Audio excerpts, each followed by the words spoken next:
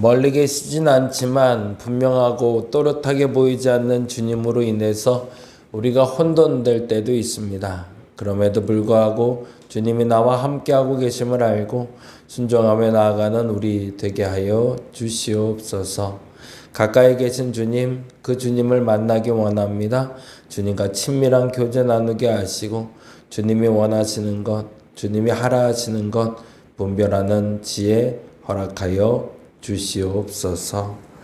오늘 안은경 권사님 속에 속회 신방이 있습니다.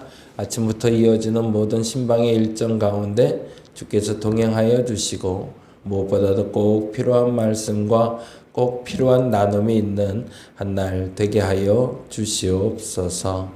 감사합니다. 고마우신 예수님 이름으로 기도드립니다. 아멘, 아멘. 오늘은 민수기 5장에서 7장까지 보는 날이고요. 그 중에 5장 6장 2절에서 12절까지 말씀 중에 6장 2절에서 8절까지만 같이 보도록 합니다. 민수기 6장 2절에서 8절. 민수기 6장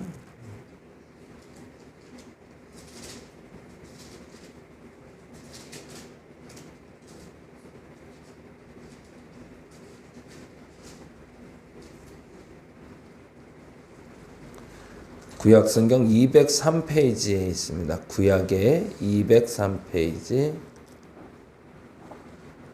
민수기 6장 2절에서 9절 2절에서 8절 네, 같이 한 목소리로 6장 2절이요. 읽겠습니다. 이스라엘 자손에게 전하여 그들에게 이르라. 남자나 여자가 특별한 서원 곧 나스린 서원을 하고 자기 몸을 구별하여 여호와께 드리려고 하면 포도주와 독주를 멀리하며 포도주로 된 초나 독주로 된 초를 마시지 말며. 잠깐만요. 찾아드릴게요.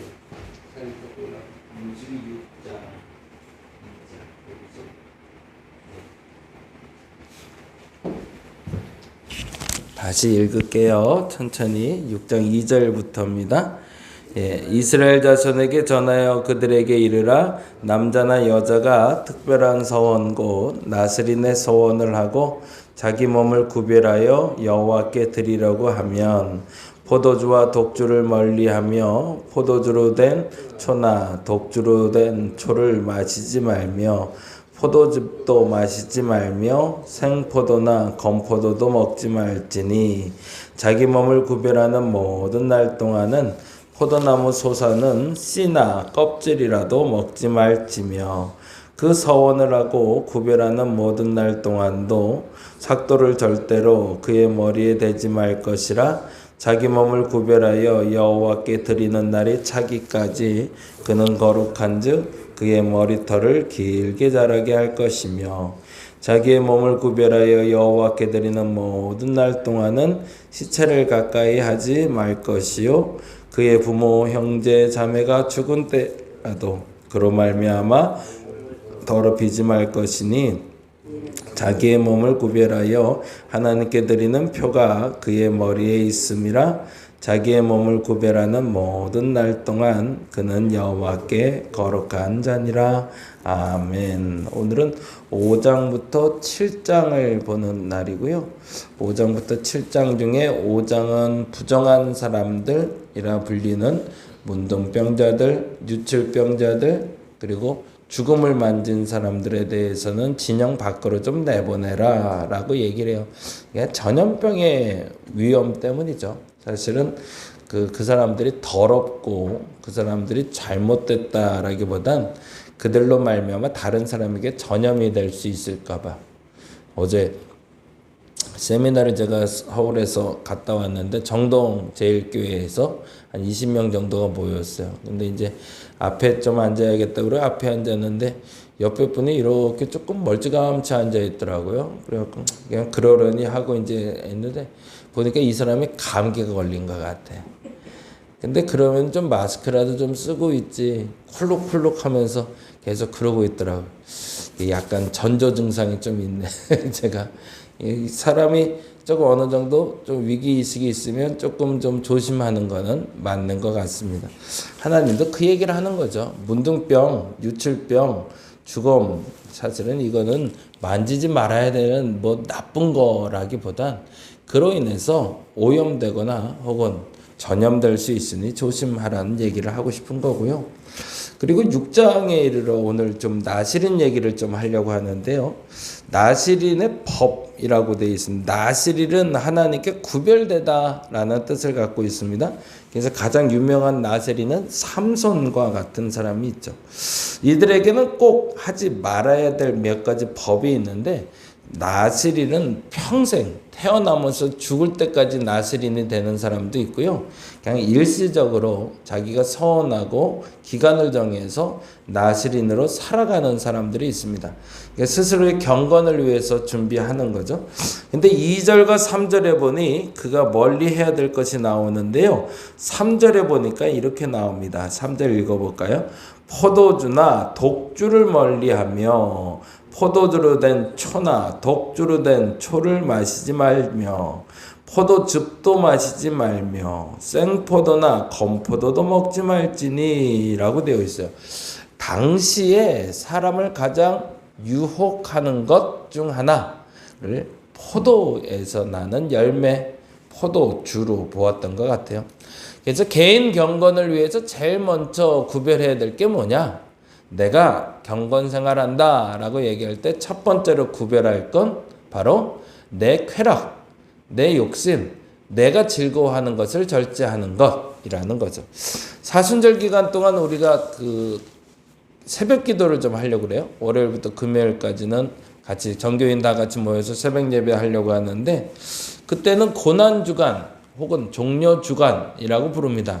그 기간 동안은 우리가 스스로 하고 싶은 것들 그리고 스스로 즐기는 것들에 대해서 좀 절제하는 시간을 한번 가지는 나시린의 기간이 되면 어떨까라는 생각이 듭니다.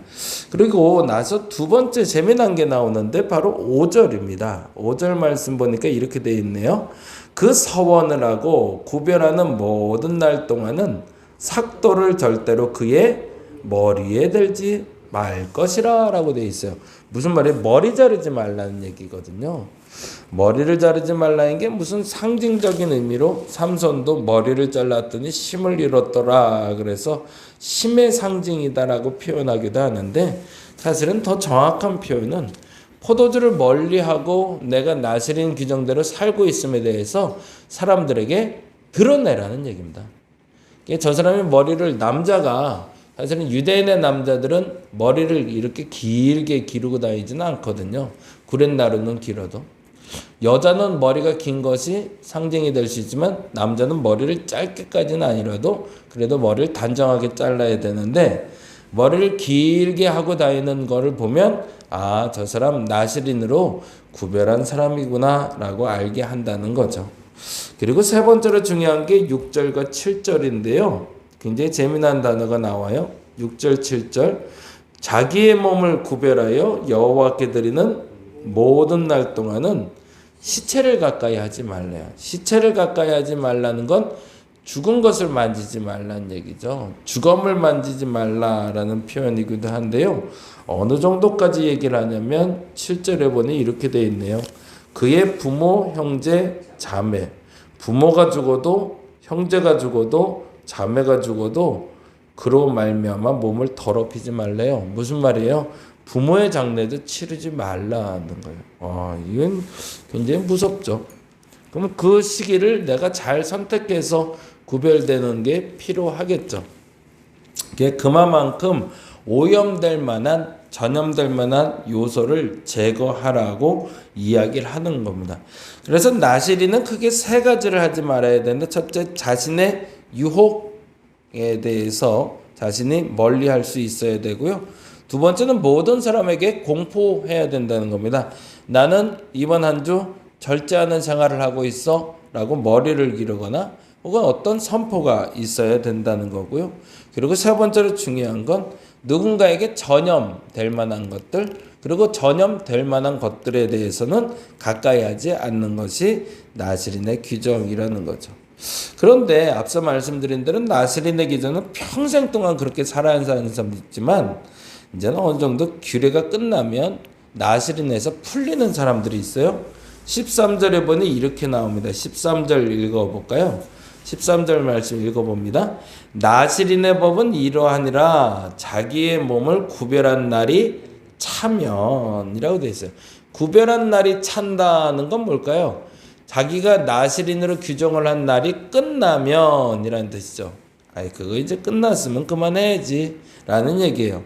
그러면서 이 나스린의 규정이 끝나면 제일 먼저 해야 될 것이 13절부터 17절까지 기록된 건데 그 말을 한마디로 요약하면 14절, 15절이 됩니다. 같이 읽어볼까요? 14절, 15절. 그는 여호와께 헌물을 드리되 뭐를 드리래요?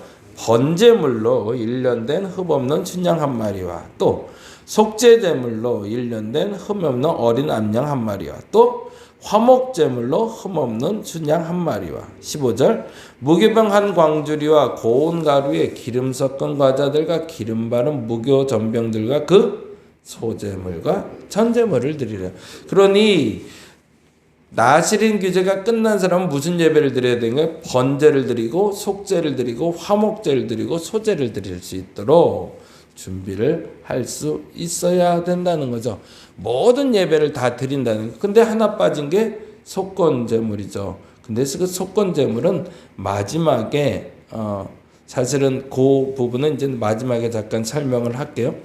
번제, 속제, 화목제, 소제를 하나님께 드려서 내가 온전한 예배자가 되었다라고 다시 선포하라는 겁니다.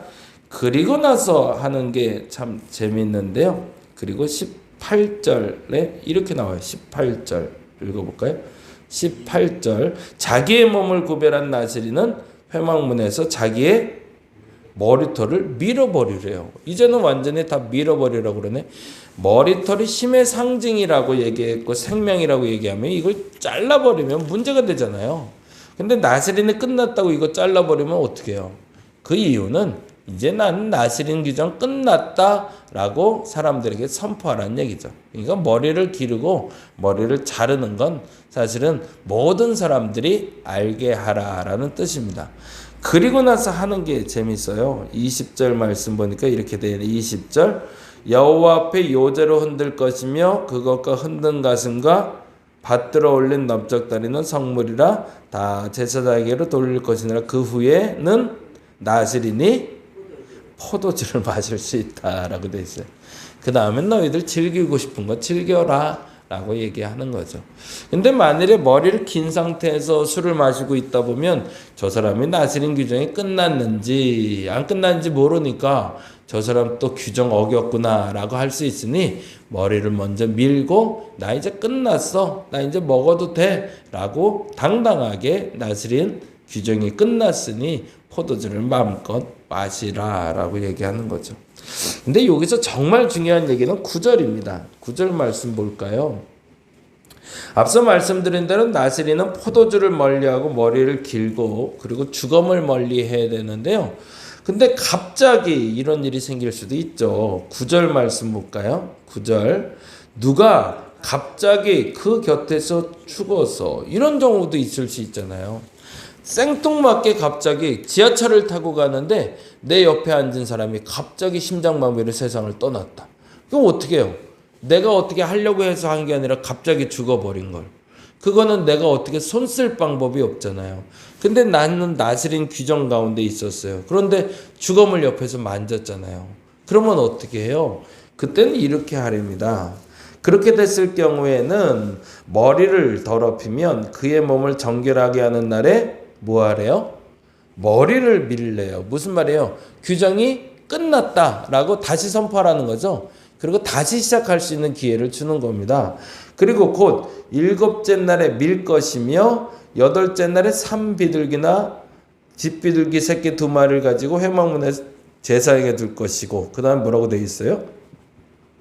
제사장은 그 하나를 속죄제물 하나는 번제물로 드려서 그의 시체로 말미암아 얻은 죄를 속하고 또 그는 그날에 그의 머리를 성결하게 할 것이며 그 다음에 12절 자기 몸을 구별하여 여호와께 드릴 날을 새로 정하고 다시 시작할 수 있다는 얘기죠. 한번 어겼다고 끝난 것이 아니라 만일에 우발적인 사고로 나스린의 규정을 파기하게 되면 다시 할 수 있으니 걱정 말라는 얘기입니다. 그리고 1년 된 순양을 가져다가 속건 제물을 드리래요. 왜요? 그래도 죄는 죄니까. 만약 실수로라도 죄를 범하게 되면 그 실수에 대해서 하나님이 너 결국 실수라도 죄는 죄니까 끝났어. 더 이상 네 나시린 규정은 나 안 볼 거야 라고 말하신 게 아니라 빠져나갈 구멍을 만들어 놓으셨다는 얘기죠. 하나님은 완벽하신 분이십니다. 그런데 우리는 완벽하지가 않죠. 그래서 우리가 서원한 걸 잘 못 지킬 수도 있습니다.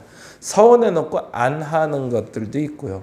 근데 그렇다고 해서 하나님이 그걸 조목조목 다 기억하셨다가 결국엔 그것 때문에 심판에 이르게 하는 게 아니라 만일에 그것이 잘못된 것을 잘못하고 있다는 걸 인정하고 알게 된다면 다시 시작할 기회를 내게 주신다는 거죠. 혹여 살면서 후회할 만한 실수가 혹시 있으신가요? 그런 실수에 대해서 하나님이 용납하심을 믿으시고 자유할 수 있는 오늘 한날 되시기 바랍니다. 한번 실수할 수 있습니다. 잘못도 할 수 있습니다. 하나님도 용서하시는 데까지 거 내가 용서 못하고 갈 일 없죠. 그 용서가 있는 오늘 한날 되시기를 간절히 바랍니다. 기도하겠습니다. 잘못하는 게 있죠. 잘 못하는 것도 있고 잘못한 것도 있습니다. 하다 보니 조금 더디하는 것도 있고요. 빨리 하는 것도 있습니다. 실수도 있습니다. 그런데 용서 받을 수 있는 사람이 있고 용서 못 받는 사람이 있습니다. 용서 받는 사람들은 그 실수를 인정하는 사람들이고 용서를 받지 못하는 사람들은 그 실수를 인정하지 않는 사람들입니다. 내가 실수했다면, 우발적인 사고가 났다면, 그리고 후회할 말이 생겼다면 인정하게 하여 주옵소서. 그리고 인정하는 사람은 우리가 용서해 줄 수 있는 마음도 허락하여 주시옵소서. 오늘도 감사합니다. 고마우신 예수님 이름으로 기도드립니다. 다 같이 기도하고 돌아갑니다.